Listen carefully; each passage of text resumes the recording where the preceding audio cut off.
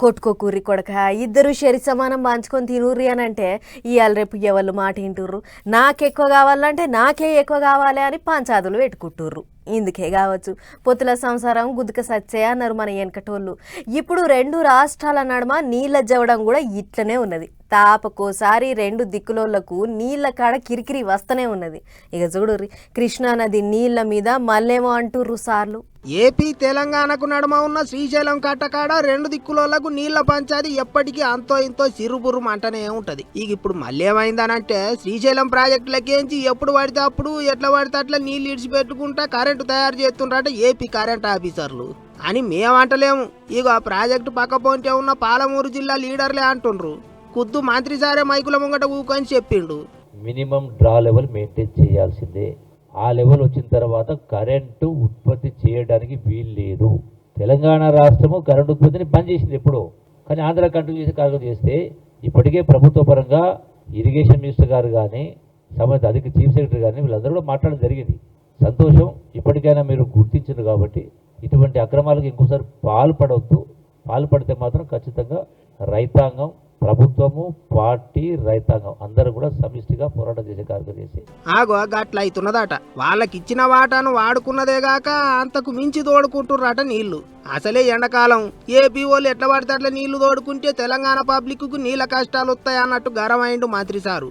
అయితే అక్కడిక్కడ వార్తలు వచ్చేటాలకు వెంటనే కరెంటు తయారు చేసుడు ఆపేసిండ్రట ఆఫీసర్లు. ఏపీ ప్రభుత్వం పాలమూరు జిల్లా రైతాంగం, ముఖ్యంగా నాగర్ కర్నూలు, అచ్చంపేట, కొల్లాపూర్, కల్వకుర్తి, వరపర్తి రైతాంగం మొత్తం కూడా సమాయత్తమై ఈ మొత్తం కూడా నీళ్లు తోడేస్తే మొత్తం అందరూ ఇబ్బంది పడుతున్న కింద చేసిన తర్వాత ఇప్పుడు అంటే ఆ టీవీలలో వార్తలు వచ్చి చూసిన తర్వాత అప్పుడు ఆ యొక్క పంపింగ్ అనేది పవర్ జనరేషన్ ఆపడం జరిగింది. ఇక అట్లుంటే ప్రాజెక్టుల నీళ్లు కమ్సే కమ్ ఎప్పటికీ 834 అడుగులు ఉండేటట్టు చూసుకోవాలన్నట. అట్లయితేనే ఎవరికేం తిప్పల కాకుండా ఉంటుందట. కానీ ఎప్పుడు పడితే అప్పుడు నీళ్ళు ఇడిచిపెట్టుకుంటూ పోతే ఎట్లుంటాయి? ఏపీ ఆఫీసర్లకు లెక్కపత్రం లేదా? ఇంకోసారి గిట లెక్క లేకుండా నీళ్ళు ఇడిచిపెడితే మాత్రం ప్రాజెక్టు మీద పెద్ద లొల్లి అవుతుంది అన్నట్టు కూడా హెచ్చరిక చేసిండ్రు. ఇక అట్లుంటే మంత్రి సారు ముచ్చట్ల మీద కారు పార్టీ వాళ్ళు మస్తు కోపానికి వస్తుండ్రు. ఏంటికంటే ఇగో మీరే చూడుర్రే, చేతులు కాలినాక ఆకులు పట్టుకున్నట్లు మేము హెచ్చరిస్తూనే ఉన్నాం. 45 రోజుల కాలయాపన చేసిండ్రు లిఫ్ట్ ఇరిగేషన్ పంపులను స్టార్ట్ చేయడానికి కేఎల్ఐవి.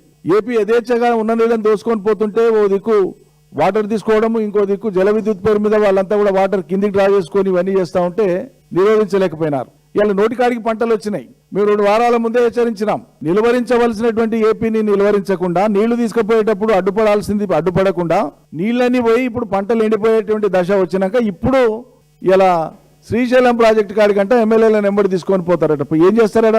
ఇప్పటికే యాసంగి పంటకు నీళ్లు జాలక మస్తు తిప్పలైతున్నదట రైతన్నలకు.